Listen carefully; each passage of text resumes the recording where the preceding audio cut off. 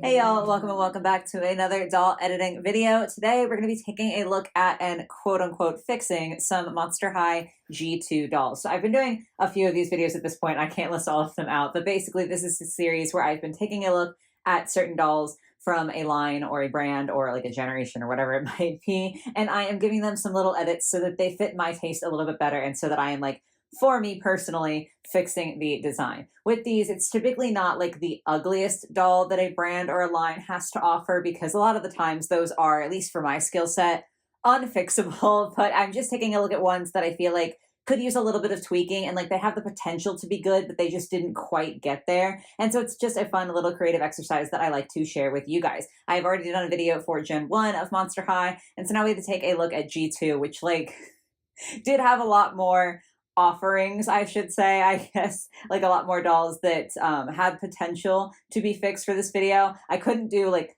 all of them. I think I have like 6 or 7 for you guys today. So hopefully this will be fun. As always, I will be very curious to see what you think of my edits. They are just like for me primarily, like they're ones that are designed to be making the dolls better in my opinion. So if you disagree, it's totally chill. Just like, please don't be offended if I end up editing a doll and you really hate it, or like you loved the original. It's nothing personal. We just have different taste. But yeah, that's what we're going to be doing today. As always, if you find yourself enjoying the video, if you could like, comment, subscribe, all that fun stuff. And then I do have my PO box and some links in the description if you want to go out of your way to support me. But without further ado, let's start getting to work on some Gen 2 dolls. Okay, so these are in no particular order. Like, it's not like my least favorite to most favorite. It's just kind of the order that I ended up editing these in. And first on the chopping block is a How Do You Boo Cleo. Now, I will say, just like to get this out of the way, I didn't do any like facial sculpting edits on any of these dolls. I know a lot of people didn't like the like sweeter faces that the Gen 2 dolls got, but I feel like it kind of goes against the spirit of the video to edit the faces that they had and to like try to give them more of a like Gen 1 Monster High look, for example, just because I feel like at that point I'm basically trying to not Gen 2 the doll. Like I'm trying to un-Gen 2 the doll instead of trying to make it better as is. So I didn't do any like eye shape changes or anything like that. So they all do still look a little bit sweet. I was just trying to do other cosmetic changes to kind of make them more to my taste. So yeah, on the chopping block first is this Cleo doll. The primary things that I didn't like for her are just the number of blues that she has in her design. Like she's got kind of the tealy color in her shirt,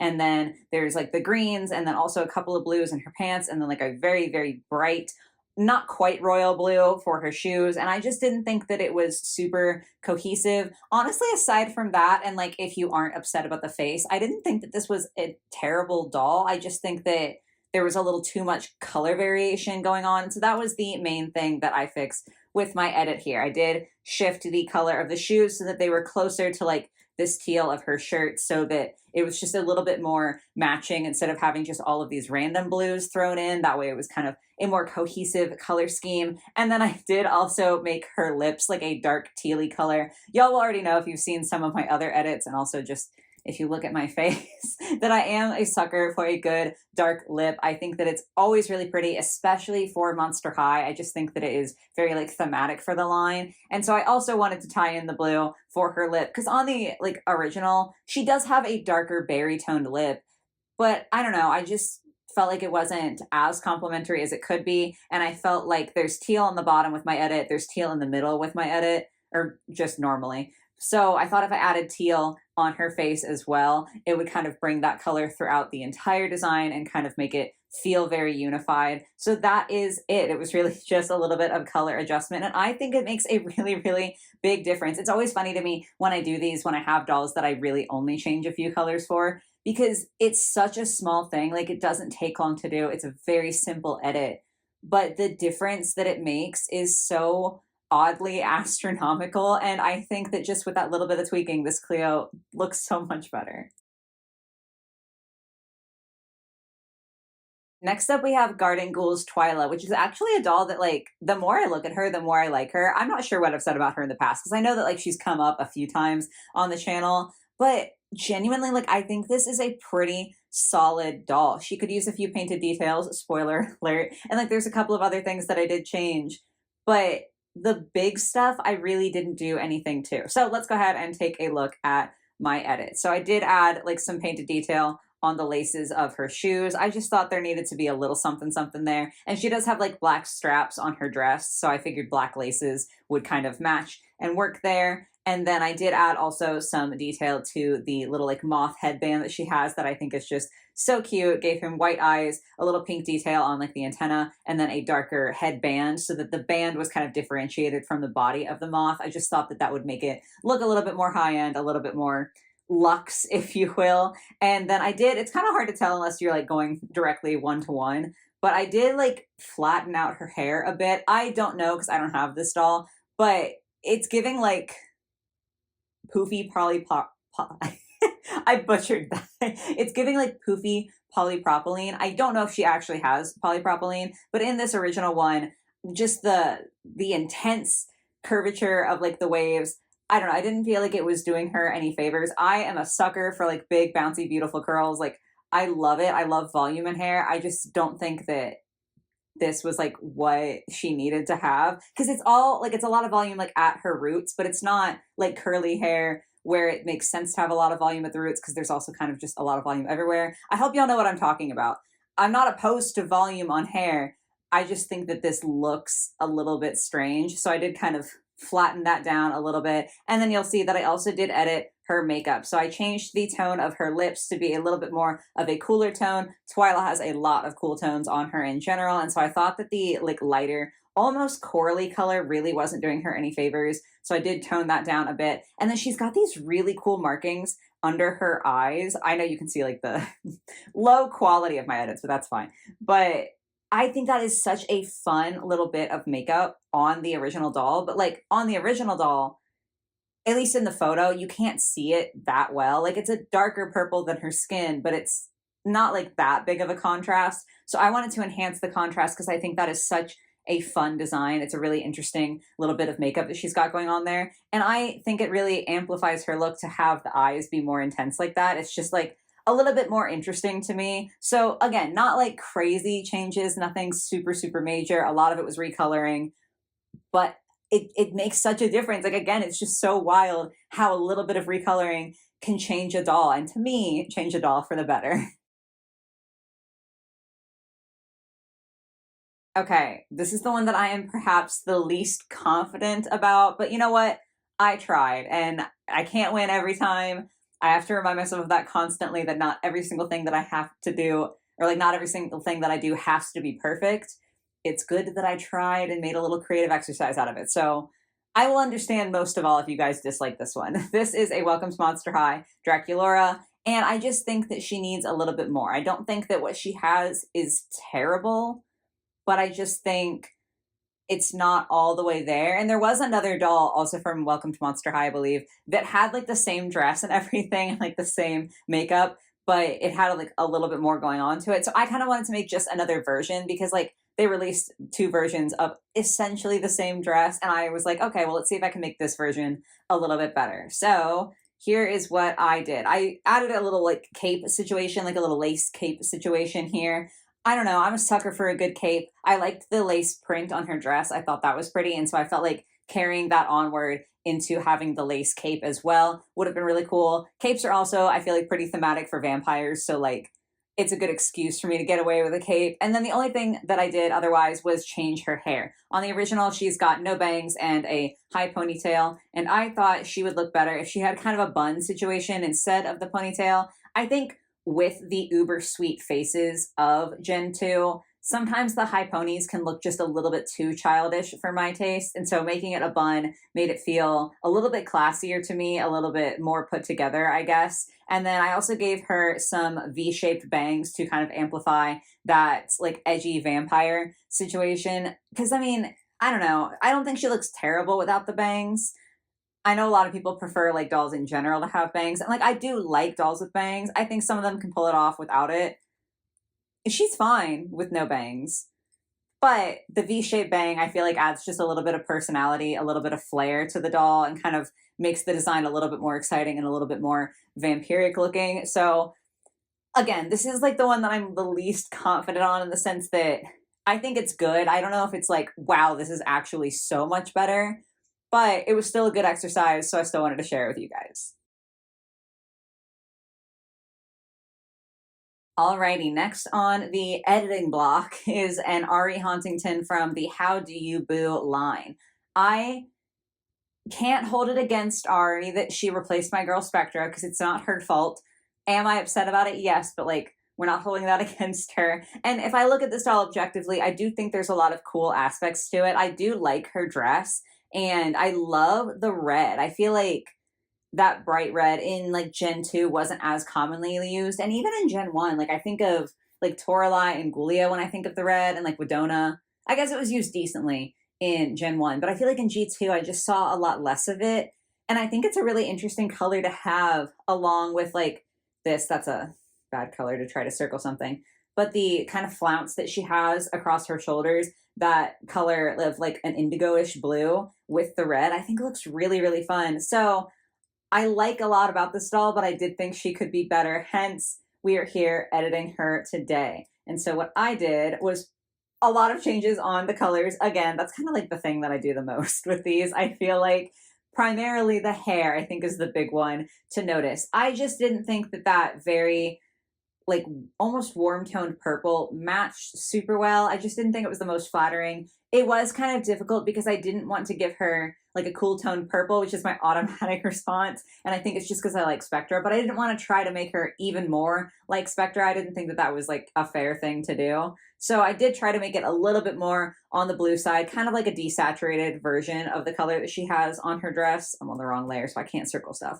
But yeah, I kind of wanted it to be like a slightly desaturated version of that pretty blue color. And then I did give her some red streaks because I really, really like the red. I think it's just such a fun pop of color in there. I did make her lips more red, and then also obviously her eyebrows I changed to match her hair color. And then the only other color that I changed was on the dress. In the original, there's like a very bright pink, which kind of sort of went with her original hair. But once I had changed it, I didn't think that it looked as good. And I also, again, like this color is so pretty. I don't know why. Like I just think it's really a lovely color. And so I wanted there to be more of that going throughout the dress. And so I did change that pink color in like the little square patterns to be more of that indigo blue, just because I thought it was really, really lovely. This one feels dramatic. I think, again, it's definitely the hair, like the hair and the eyebrows changing feels so intense when you go back and forth.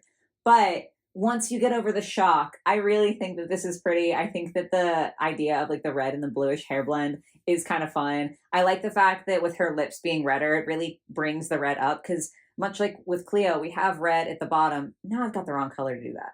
I'm trying to like get a contrasting color so I can circle stuff for you guys, and I've always got the wrong one. But we have red at the bottom with the shoes and then red in the middle with the bag and the bracelet, but there wasn't any red, like a true red at the top of her design. So by adding the red in the hair and on the lips, I feel like it really pulls that in and like makes the accent color something that's accented throughout instead of making it feel random. It's like more cohesive. I don't know. I really like this one. This one might be my favorite. I can't say for certain, but this one might be my favorite. I think this was such a fun one to do, and I think the result is really, really solid.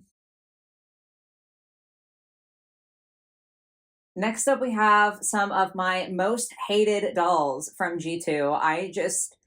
I mean, most hated dolls from Monster High in general. I really, really despise these, and I am sorry if you like them. Like, you're still allowed to. I'm glad that something in this world can bring you joy, but for me, absolutely not. So these had to be fixed, and this is what I did. Just kind of erased the situation that was going on there.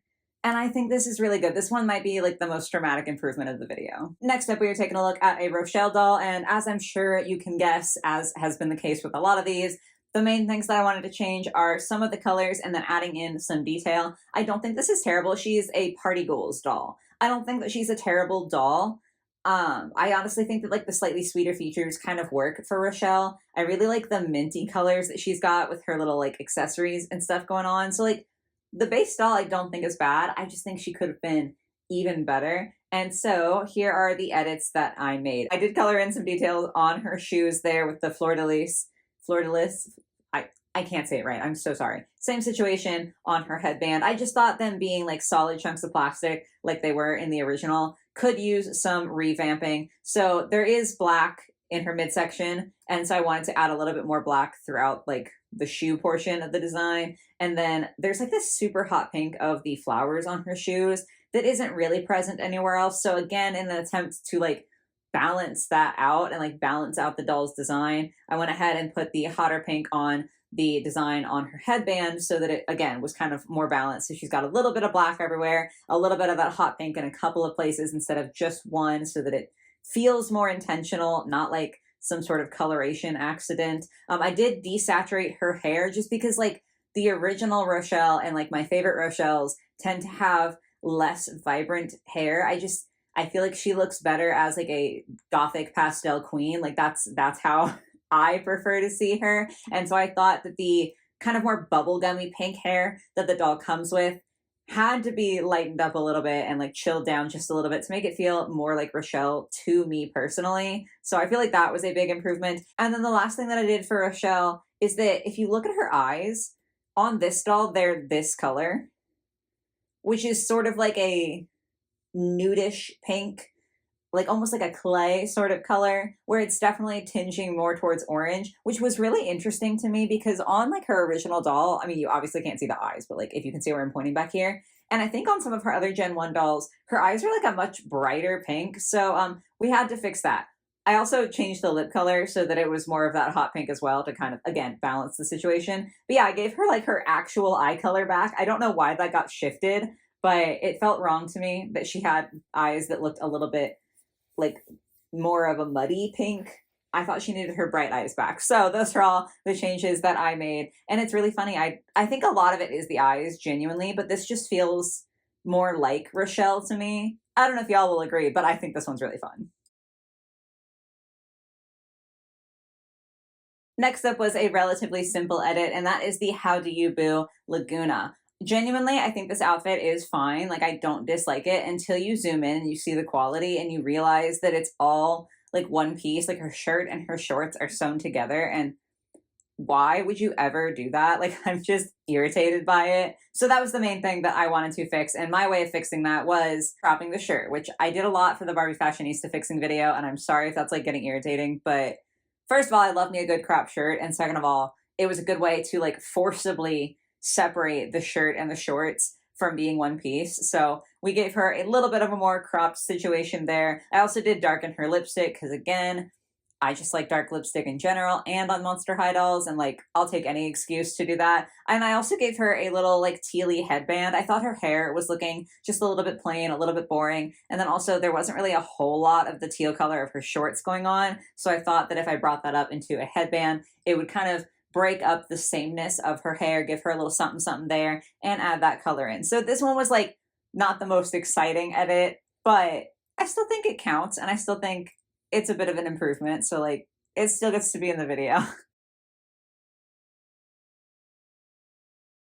And the final doll that we have to take a look at today is the electrified Venus doll. Out of all of the electrified dolls, she's one of the ones that offends me the least. Maybe it's just because I like Venus, or maybe it's just because I feel like the colors and like the style and everything isn't too terrible on her. Like some dolls it feels very dramatic on, and like the crimped hair feels like almost out of place. I feel like Venus would rock crimped hair anyway. Like that's not surprising to me, but I just did feel like she could be a little bit better. So that's what we tried to accomplish. It took me so long, like embarrassingly long, to figure out what I thought was missing from this doll and like what was irking me about the design for this doll. And it finally hit me. It's that she doesn't have her little like vine thingies on her wrists and on her ankles. I don't know if you can see the Venus back here, but the original like release for Venus and her dolls in Gen 1 all had little vine tendrils around her limbs. And then even her G3 doll has little vines on her shoes. So like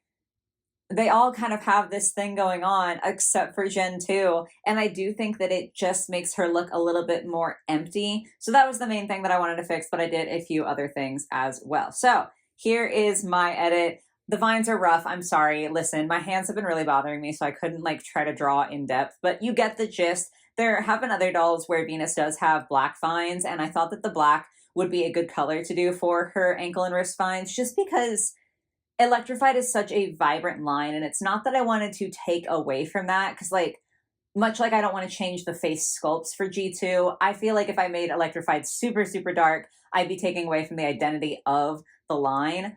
But I also felt like she's got black on her dress, black in her hair, and like it wouldn't hurt to have a little bit more of a dark color in there, just because the original is like, it's so bright, and in a way that I feel like it kind of makes it hard for you to know where to look because everything is like the same level of saturation. So a little bit of darkness in her vines I thought would be good. I did also change the color of the shoes to try to match the color of the Venus flytrap that she has on her headband. I didn't dislike the yellow shoes that she comes with originally, but I just thought there's like the dark green on the headband, and so balancing out that dark green on the bottom would be a good change. And again, it adds like a little bit more darkness. And then I did also add some green in her hair. There was just a lot of pink going on, and I like the green color. I don't know what to tell you. I feel like Venus and green go hand in hand, and like, yes, Venus and pink also go hand in hand, but it was a little bit too much. So I wanted to throw a little bit of that in. It's really hard to see, but like also her side shave, I'm somehow literally always on the wrong layer. Her side shave over here in the original is just pink like everything else. And so I thought I'd make that black to kind of have it stand out a little bit more. And then lastly, I did give her more of a bold eyeliner look. She already has a lot going on in her eyes, so I feel like making it even bolder isn't going to hurt anyone. But the eyes especially, I feel like because she doesn't have that much, like she just has basically like the equivalent of mascara on, right? Like her lashes are black in the original, but her eye color is already so light. Her skin tone is a pretty light green, and then the yellow with her eyes and even the pink, like it's not enough of that vibrant pink to make it feel very dark, even though it is an intensely saturated color. And so her eyes almost just look very washed out to me. Like there's not a lot of contrast in the eye area. And so I wanted to try to fix that with the more intense like black eyeliner. Again, she's already got a lot going on, so it's not like I'm making a dramatic eye out of nothing, but I just feel like it adds more contrast there. It kind of separates the like super pale blue of her eyes from the paler aspects of the makeup, and I think it makes them immediately more striking. Like if you go back and forth, I feel like the eye is something you notice pretty rapidly, and so I like that a lot more with the eyeliner, where it just like draws your eye in and makes you look her in the eyes. I feel like having that be a focal point is a nice little edit to make. So this is my version of the Electrified Venus. It's not the most, but I feel like the vines and the eye makeup especially really changed this doll for the better. So I really like this one.